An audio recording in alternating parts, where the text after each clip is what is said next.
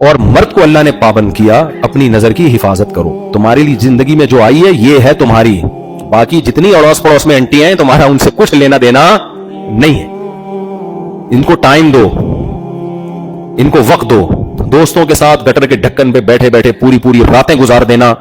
بیوی کے پاس آتے ہو تو موبائل میں لگ جاتے ہو, اس سے بات ہی نہیں کر رہے.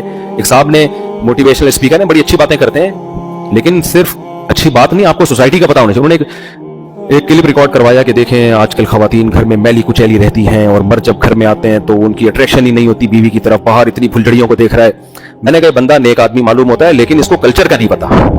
اس کو کلچر کا نہیں پتا.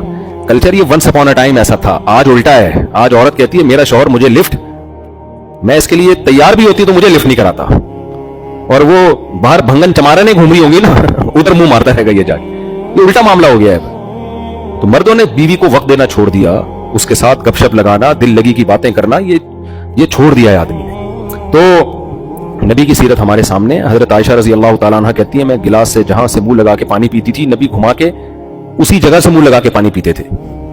تو یہ سب بیوی کے لیے محبتیں ہیں بھائی. گرل فرینڈ کا اسلام میں کوئی تصور نہیں ہے, تو آپ کو وفا بھی کرنی پڑے گی, آپ کو اس کا خرچہ اٹھانا پڑے گا. اور کتنا اٹھانا ہے نبی نے ہمیں بتا دیا. آپ اللہ کے سفیر ہیں نا نبی. اب جو نبی کہہ رہے ہیں خود تھوڑی کہہ رہے ہیں, کس کا پیغام پہنچا رہے ہیں؟ اللہ کا. آپ نے فرمایا جو خود کھاتے ہو وہی اس کو کھلاؤ. اس کا مطلب یہ نہیں کہ آپ کو بھنڈی پسند ہے تو بیوی کو بھی بھنڈی کھلائیں آپ. اس کا مطلب ہے جس اسٹینڈرڈ کی خوراک آپ کی ہے وہی اسٹینڈرڈ کس کا ہونا چاہیے؟ بولو, بیگم کا. جس اسٹینڈرڈ کا لباس آپ پہنتے ہو اسی اسٹینڈرڈ کا, بولو.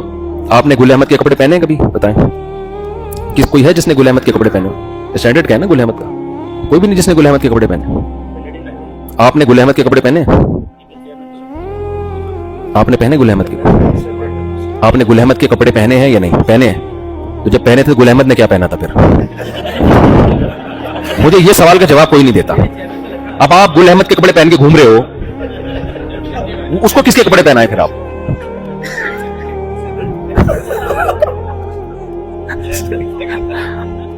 تو میرا مقصد یہ ہے کہ جس اسٹینڈرڈ کا آپ کا لباس ہو گھر والوں کا بھی وہی اسٹینڈرڈ. حتی الامکان سفر میں اپنے ساتھ رکھو.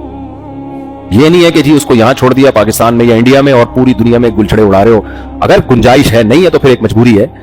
تو لوگ تو جان چھڑا رہے ہوتے ہیں, اس کو یہیں رکھو. تھائی لینڈ چلتے ہیں, چائنا چلتے ہیں, ادھر چلتے ہیں, ادھر چلتے ہیں. مجھے لوگ بتاتے ہیں, میں باہر ملکوں میں جاتا ہوں, کہتے ہیں بھائی یہ بیگم کے ساتھ مفتی صاحب ہم نہیں آتے, وہ تو ناک میں دم کر کے رکھ دے گی, وہ تو جینا حرام کر دے گی. تو اللہ نے صاحبہ کہا ہے اس کو ساتھ رہنے والی.